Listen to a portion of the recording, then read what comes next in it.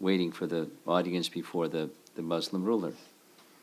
While he went to the jail, all the other Hindus and Muslim persons in jail celebrated. Wow, a saintly person has come to jail to give us his benediction and his association. How fortunate. Because he was viewed as a saint. And so Haridas said, I give you my benediction that you stay like this forever. And by the expression on their face, they didn't cry or anything, but they didn't understand what he meant. And he said, yeah, I don't think you understand what I meant. He said that because of this circumstance, your senses are controlled. You don't have the opportunity to do any sense gratification. You're in jail. And you're in a position of hardship. And therefore your hearts are turning to God because of that position of hardship. You're praying, you're no distractions.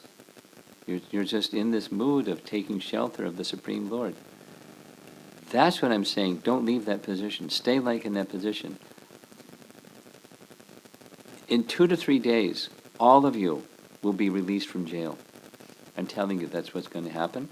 So don't worry about staying in jail forever. But when you leave jail, where's your heart going to be? The sense control may be gone. The depending upon the Supreme Lord may be gone. Your whole mood of depending upon Him may be gone. So the circumstances helping you come to that position, appreciate the position. Maybe not the circumstance, but the position that has brought you to. So again, the theme, especially those that you kind of arrived a short while ago, the theme is how to address difficult circumstances that arise in the course of our lives as devotees. And, for each of us, in differing degrees, sometimes it's like an avalanche, and sometimes it's a trickle, and sometimes it's somewhere in between. But there's always something. How to stay fixed in your devotional mood when those difficulties come. Here's Bhakti Siddhanta expresses it very nicely. So I'm just going to read because his language is very precise. The world is temporary, and no one has come to live here eternally. Wherever the Lord keeps one at any point in time, one should cheerfully stay there and accept the reward or punishment from the Lord. All rewards or punishment that come from the Lord are ordained for one's ultimate benefit. We adore the rewards that come from the Lord's illusory energy, and His punishment gives us pain in many ways. Knowing that this punishment from the illusory energy is ordained for the purpose of gaining the mercy of the Lord, devotees do not reject it. They accept it cheerfully and with tolerance, realizing it to be the mercy of the Lord. Those who do not understand that the troubles of this material world are actually the mercy of the Lord search again and again for material happiness and material progress, and ultimately meet with failure.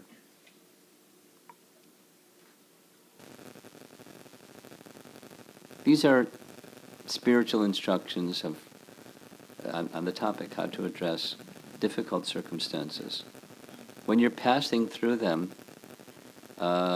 particularly, tendency is forget the spiritual dimension, or you pay so much attention in addressing the issue, you forget yourself and you forget Krishna, and you become drawn into material consciousness of dealing with the difficulty. And it's only natural. I was thinking this just this morning. Looking out the window, I saw 2 birds, a male bird and a female bird. And it just, what the non-human consciousness or activity is, they're, flying around all morning looking for something to eat. They were involved in mating activities, eating, mating, and sleeping and defending. They heard a noise and they flew. So our lives can be like that also, just eating, sleeping, mating, defending, in a nice way, in a sophisticated, elaborate way, and spend our whole lives eating, sleeping, mating, and defending, like an animal. But higher purpose of human life is God realization, self-realization. So how to address the circumstances when a danger comes or something comes, so that our consciousness stays with the higher purpose of life. It requires a commitment. The seed of that commitment is with all of us, otherwise we'd be somewhere else doing something else. So nurturing that seed is the process of hearing and chanting daily, consciously, carefully. This was our yesterday evening discussion, taking shelter of the Supreme Pure, so that our existence can become elevated to a purified state. We still take care of our eating, sleeping, mating, defending necessities. We regulate them and organize them in a religious manner. That's the pious. But the higher is the transcendental mission of human life. And, back to Bhaktisiddhanta, when ordeal comes, it's ordained, or at least sanctioned by the Supreme Lord, for some purpose. It's to help us in that spiritual mission. At least we can, depending upon our regard for Krishna, we'll see it that way. Or we won't see it that way, depending upon our regard for Krishna. Bhaktisiddhanta's language in Brahma Samhita is, he calls it a fire of ordeal. Out of Krishna's great mercy to his devotees, he purges out by the fire of ordeal the root of all karma. What's the root of all karma? What's the root of material existence? We mentioned at the very beginning. It's ignoring Krishna. The root of all suffering, Prabhupada says it this way, the root of all suffering is ignorance. I'll say it again. The root of all suffering is ignorance. And the original ignorance is ignoring Krishna. The root of all suffering is ignoring Krishna. So when there's ignorance, and then with ignorance comes activities of ignorance, and then from activities of ignorance comes karmic bondage. How do you get rid of that root? I mean, it's not just a matter of snipping off the leaves, because if the root is still there, it's going to keep growing. How do you uproot the problem? One of Krishna's methods is fire of ordeal.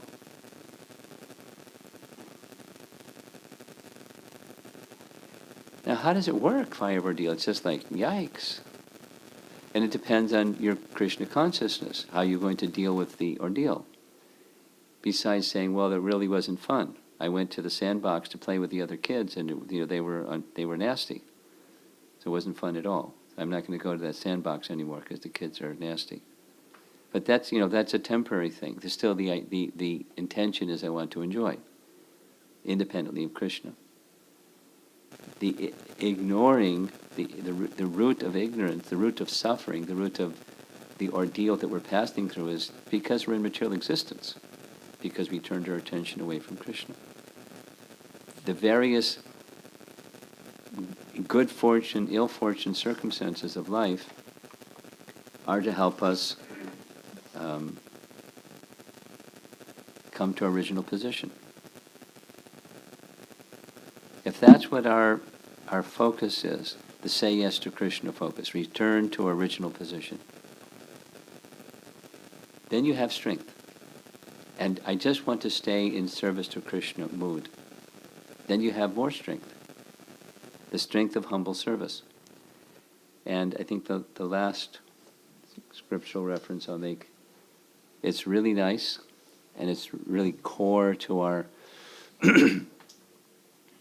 our lives as devotees in a world where there's duality and sometimes, and too often it's the unpleasant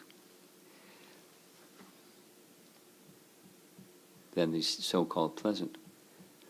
So the reference is, you'll find it quoted in Prabhupada's Bhagavad Gita purports from Lord Brahma speaking to Krishna in Canto 10, Chapter 14. Chapter 14 comes after Chapter 13. And Chapter 13 is Brahma kidnapping the cowherd boys and the calves and putting them in a cave.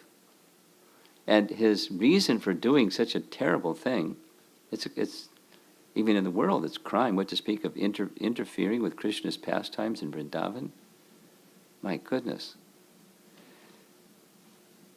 But he was curious when he saw the Agasura demon being killed by Krishna. You know, Agasura demon? Big serpent. You know that one? With his jaw up in the sky and on the ground, and the cowherd boys walked into the Agasura demon's mouth. You know that one? No?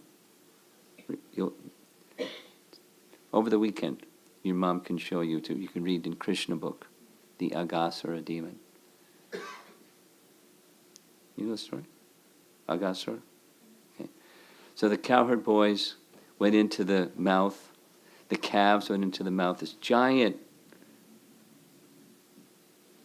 looked like a giant cave, but it was a serpent. So Krishna wanted to rescue the cowherd boys, so what he did was, he went into the mouth of the Agasura demon too, and who just clamped his mouth shut and was going to swallow Krishna. But what did Krishna do? Now you remember? Krishna, one of his mystic powers is he made his body bigger and bigger and bigger. So the serpent started to expand and expand and expand, but he couldn't expand as much as Krishna did. And eventually he suffocated. And the soul of Agasura went through the top of his head, mouth opened, Krishna and the cowherd boys went marching out of the Agasura's mouth, and the soul of Agasura merged into the body of Krishna. Lord Brahma just happened to be soaring around in the sky to observe Krishna's pastimes in Vrindavan, and he saw, wow, how powerful is this little boy? So he got this idea of examining the extent of the mystic powers of Krishna compared to his. That was a big mistake. It wasn't like, confrontational, challenging kind of. He was curious, but what he did was the wrong thing. And stealing the calves and the cowherd boys. So after the stealing, he went back to see what happened. What's Krishna going to do now? Is he going to start crying? Is he going to fall at my feet and say, "Oh, Brahma, please bring back the calves, the cowherd boys"? So proud of his power and position, all of which was derived from Krishna. So when he went back to the scene of the crime, he saw the calves and the cowherd boys. He was bewildered, so he went back to the cave, and there they are in the cave. Then he went back, and there they are with Krishna. And then suddenly, they didn't disappear, but each of them manifested a form. Each calf and cowherd boy, and there are a lot of calves, each manifested a form of Narayan, surrounded by all the devas and the personified Vedas and this big cacophony of sound offering prayers, all like a big concert, showing all of the potencies of Narayan, each one, that's a lot of potencies, personified. It was quite a scene. And then all of a sudden, They all disappeared. The calves, the cowherd boys, the forms of Narayan, it was just Krishna, smiling, looking at Brahma with unblinking eyes. Brahma fell before Krishna again and again and started offering prayers to Krishna, honoring this amazing exhibition, seeing his original form as a cowherd boy in Vrindavan and the fullness of his potencies, although he looks just like a little cowherd boy. Unlimited, inconceivable potency. And so then in the course of those prayers, prayer number 8 in that chapter 14, he, putting it in very simple language, I know I'm going to get a big reaction because I did a really bad thing. What I'm not going to do, this is how to deal with difficulties. What I'm not going to do is forget you and invest instead all my attention and energy in trying to minimize, neutralize, or handle the reaction that's coming to me. I'm not going to do that. What I am going to do is accept what's coming to me, whatever it is. Whatever is coming to me is the reaction for this misdeed. I accept it. And instead of investing in the temporary or dealing with the difficulty, I'm going to fix my mind on your lotus feet. And by fixing my mind on your lotus feet, I know what the result of that will be, and that is I'll attain your spiritual abode. Mukti Pade Svadayabhak, putting in simple language. Vishwanath Chakravarti Thakur comments, just like a little boy who has a loving father. You have a loving father? So sometimes a loving father will embrace me. And sometimes he'll scold me. Sometimes a loving father, he'll give me nice, sweet milk. And sometimes my loving father, he'll give me bitter medicine, nimba juice, bitter medicine. And in either case, the bitter nimba juice or the sweet milk, the embrace or the scolding, I know that he has my best interest at heart. He's a loving father, and I accept both equally as coming from the loving father because he knows what's best for me.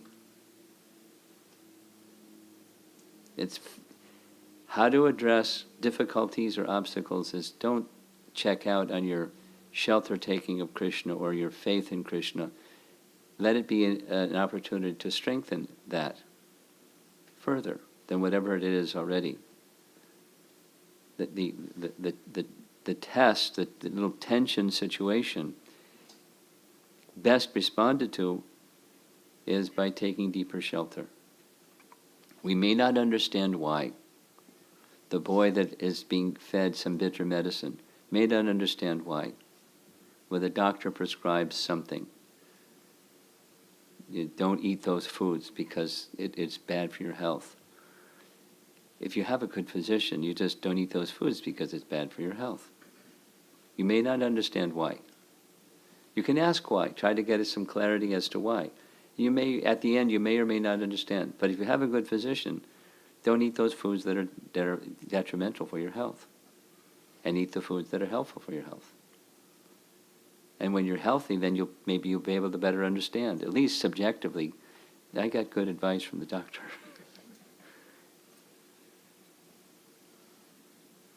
Don't deviate from the position of shelter taking in Krishna. Stay and strengthen that shelter taking position in Krishna.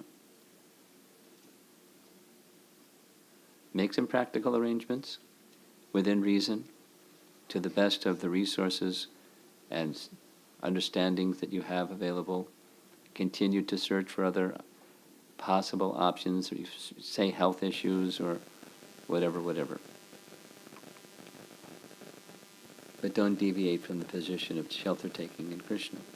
And in the end, you'll be stronger, spiritually stronger, and more fit to go to the kingdom of God, to be with Krishna. That's Lord Brahma's prayer, that very important verse. Tat tenu kampam susamikshimano. You'll find it in Bhagavad Gita purports. It's an important, the topic that was requested for this evening is important because we're in the world of duality. And in part, we have our expectations. Well, I've become a devotee, and so I shouldn't have this duality thing, or at least that extreme part of the duality thing, because I'm a devotee. I deserve better than that. What's wrong with Krishna? Or something like that. It's not only within our tradition. There's other traditions that have the same perspective. I'll just say one because it's a nice one, and we'll end here. See if there's some discussion.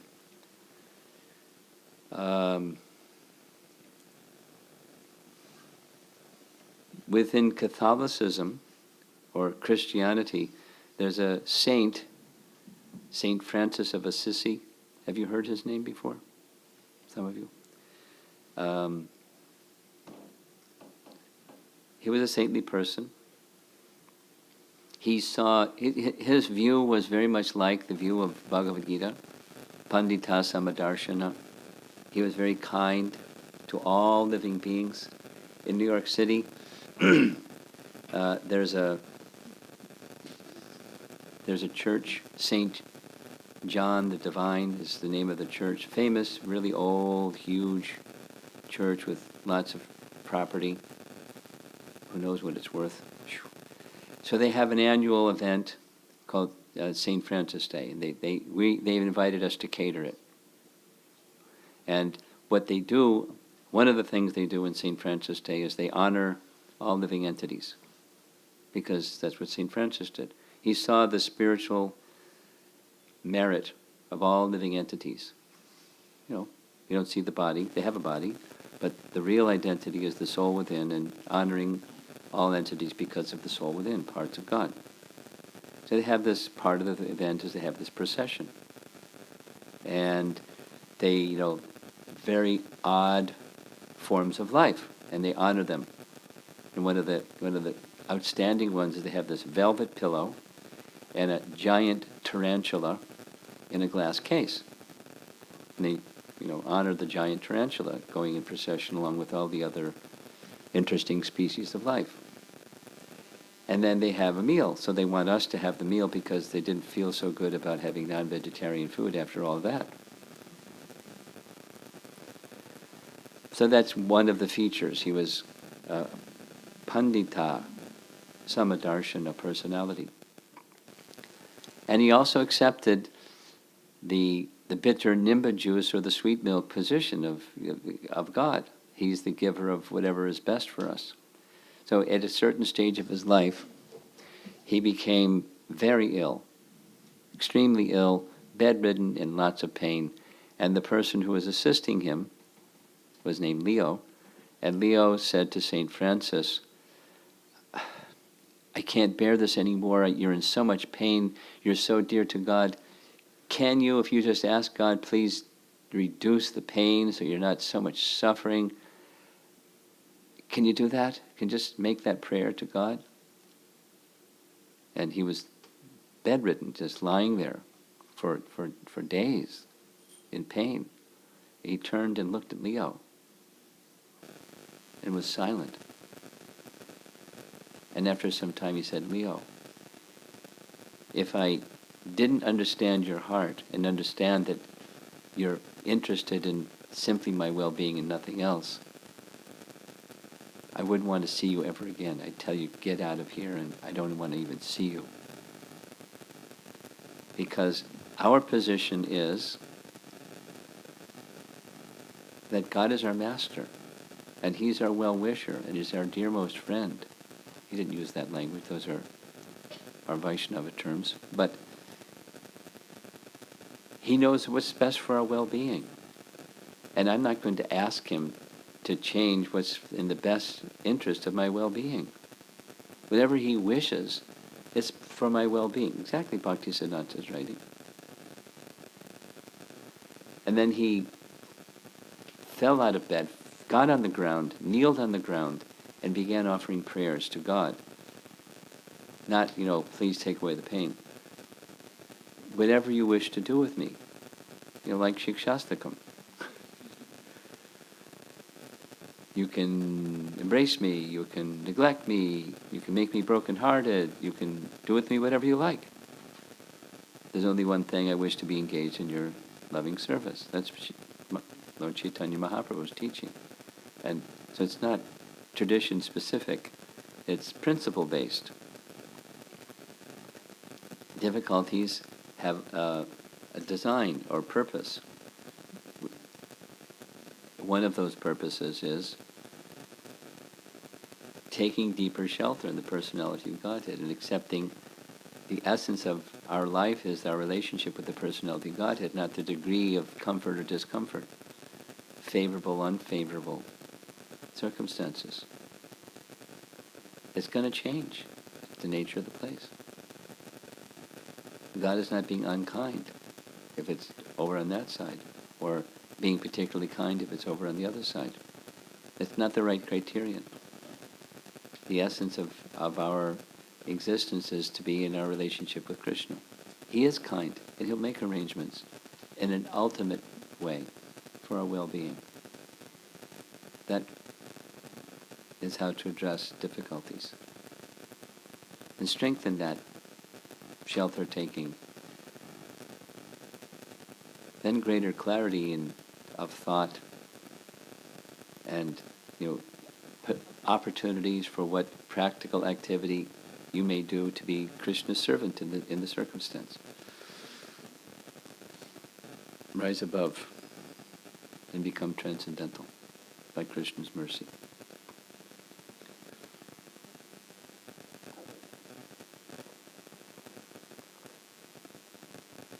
Pretty good. The 8 Kumaras went down to 3. 4. 4 Kumaras. You're one of the 4. You stuck it out. Good going. Any discussion? Yes? This is self-observation. Hmm. When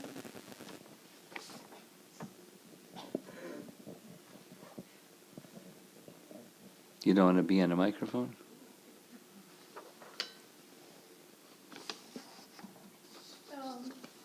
this is self-observation, Maharaj, that when great difficulty comes in my life, yes, I do take deeper shelter of Krishna, but it's with a very fruitive mentality that may this difficulty go away. So I've been observing this within myself, and to be honest, I do feel a lot of shame and embarrassment that after having heard so much, how I'm not able to correct this deficiency in my thinking and in my process of shelter taking.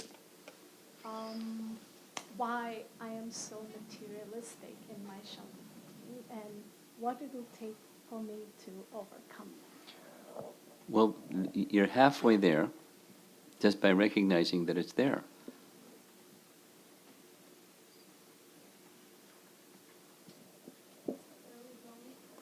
That's all right, you're halfway there. The beginning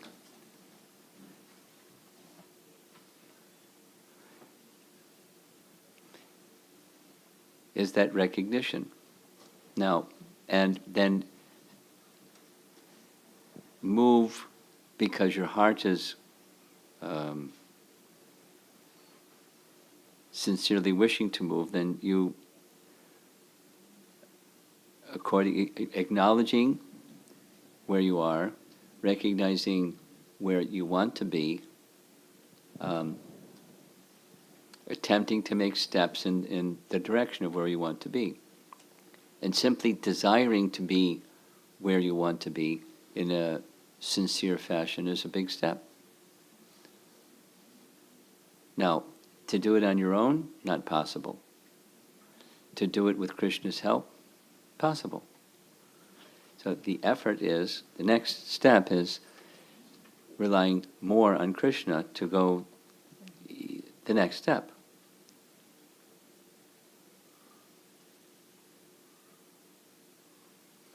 That requires spiritual strength. That's beyond your own strength. And Balaram is the source of spiritual strength. So make that connection. Okay, make that connection. Make that connection. Hang on. She wants to add to the story. Make that connection. Maharaj, I've been trying for 18 years to make that connection. It's not very strong. Okay. That's the recognition part, and then you continue. And Krishna sees your effort. Krishna knows better than you know. And just, you continue to take the medicine. Now, if someone's medical condition is more acute, then the medicine will take longer for that person than the person who has a milder version of the same disease. The medicine will act more quickly or less quickly. So the acknowledgement is, I have a strong condition here. It's going to take a little longer. It just shifts from not diminishing effort, but relying more with that same effort on descending mercy. However long that takes.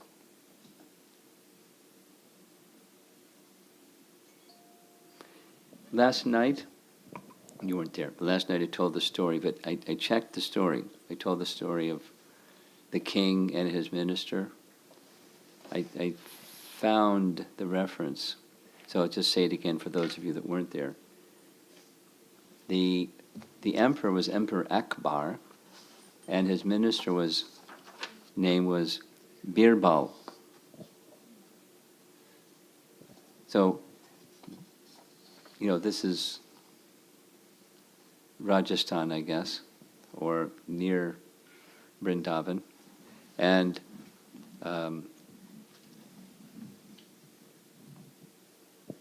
Agra. There, it's in the winter, and Birbal is sharing to Akbar. It comes back to your question. He says to Akbar, a man would do anything for money. And Akbar hears his minister speaking this way. He goes over to a river, and it's ice cold, and he said, I don't think it's true. And how could a man immerse himself in this freezing cold river all night long just for money? Birbal said, I'm sure I can find a person that will do that. Take the theory into practical. So Birbal searched, and he found a poor man who agreed to try it. So Akbar had his soldiers watching as the man entered into the river in the dead of night and stayed there the whole night and came out the next morning. And then the poor man with Birbal came before the king, and the king was astonished. For money you would do this? And how did you survive? And the poor man said, in the distance there was a street lamp, and I just focused my attention on the street lamp, so I would my mind would not go to the difficulty of a bitter cold. So the king said, oh, you're taking heat from the street lamp. You cheated. I'm not going to give you the reward. You know the story? Okay. Okay. So the poor man went to Birbal and said, help. The king cheated me. The king made a promise and he broke his promise. So the next day, Birbal didn't go to the king's court. And the king was wondering what happened to Birbal, so he sent a messenger to ask Birbal to please come. And Birbal didn't come, saying, I'm preparing my meal. But it took hours and hours and hours. So the king became a little agitated. He went to Birbal's residence and saw some twigs, not a big blazing fire, and a pot of khichdi. I said 6 feet, it was 5 feet according to the story, above the fire. And the king was with some of his attendants, and he said, what are you doing? He said, I'm preparing my meal. And they just laughed. That, I can't come before I finish preparing my meal. He said, what is your intention here? Why is this little fire and the thing is 5 feet above? The short reply that Birbal gave was, just as the poor man received heat from a street lamp more than half a mile away, I'm cooking my khichdi. The king got it, and he said, okay, I'll reward the poor man. Prabhupada told the story. So,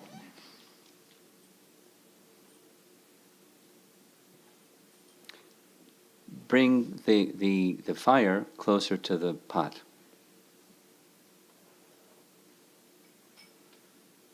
So whatever it is, it's not necessarily quantitatively more, but qualitatively. So from the heart level, bring the activities closer to the heart. And, but I've been trying, and so then continue trying. The prescribed method doesn't change because it's, something seems to be an obstacle.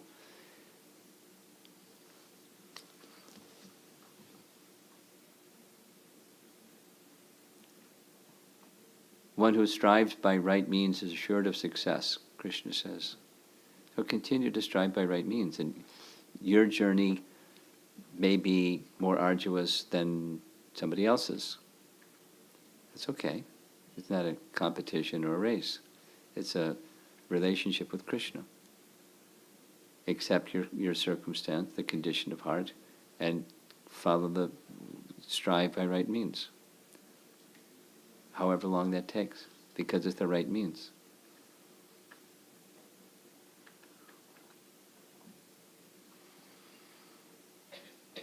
It's the say yes to Krishna message again.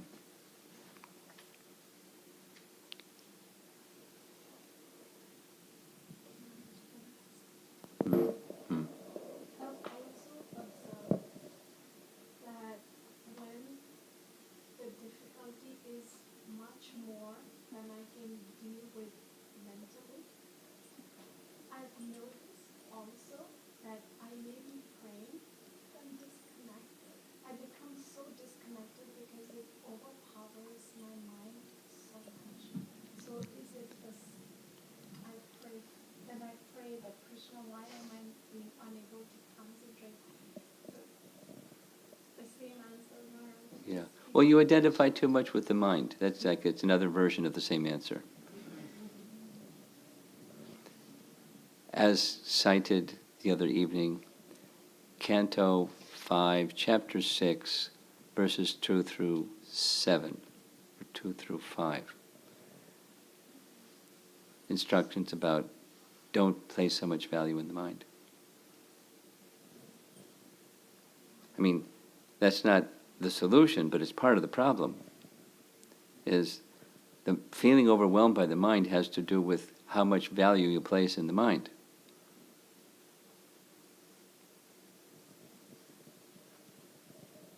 You can hear the recordings of Prabhupada speaking on those verses in Vrindavan. It's powerful. Doesn't mean you hear the class, okay, now it's over. But it's, knowledge and detachment through the power of the spiritual instruction.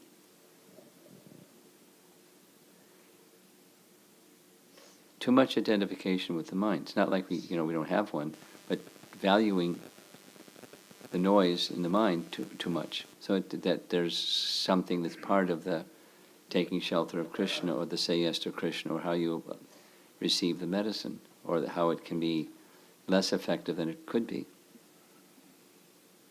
Placing too much value in the mind.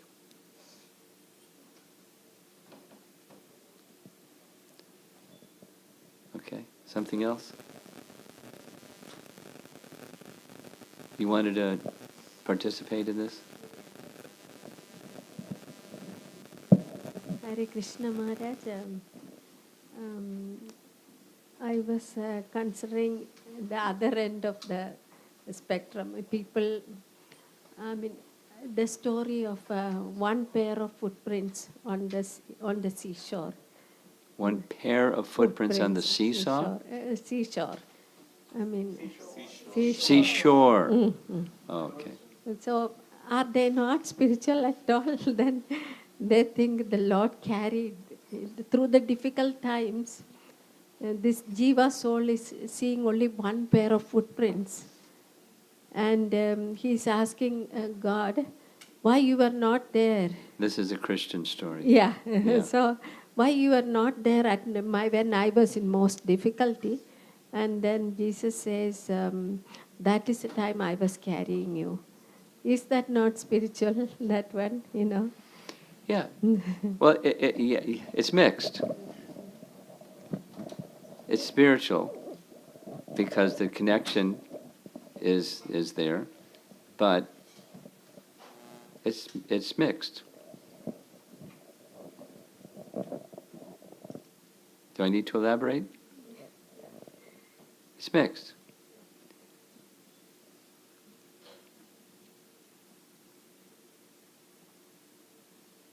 Anything else? Yeah. Maharaj, I have a question about the demons. About the which one? You were talking about Aghasura demon, Ah, and how when he left his body, his soul merged into the body of Krishna. right. But then when we were reading Chaitanya Charitamrita, in that it was saying that Hiranyakashipu and Ravana, when they gave up their body, they didn't merge into the body of Krishna because they were so envious of him and they saw him as an ordinary person. So our question was, where did the soul stay in interim until they didn't come back as Shishupala and Dantavakra? Or what happened? I've asked that question of other scholars and didn't get a clear answer. Somewhere.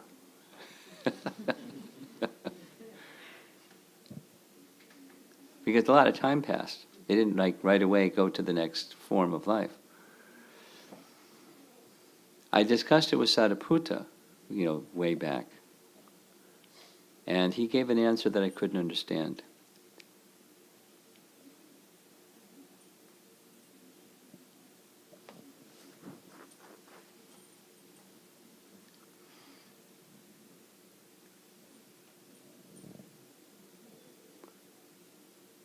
And I remember what the answer was that I didn't understand at the time.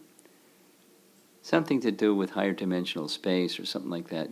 There are realms, not exactly like this, but there are realms that we're on a different time frame here, and they went to one of those realms, and so a limbo position kind of, and didn't take another form right away because it wasn't the plan of the Lord to take another form right away.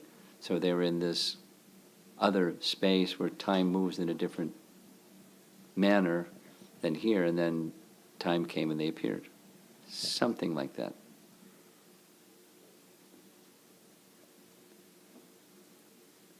The particular is they didn't achieve liberation, so they didn't go to the Brahmajyoti and hang out in the Brahmajyoti for a while and then descend.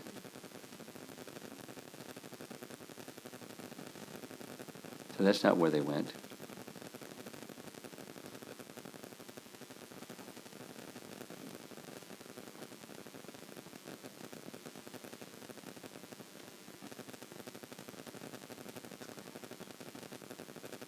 I'll do a little research and send the answer that I get after I do the little research. Maybe somebody these days has the answer to that question. Where do they go?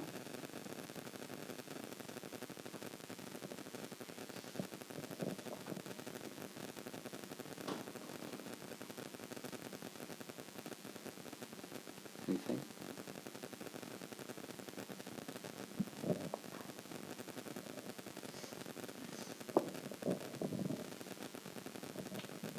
Oh, you got one? Okay.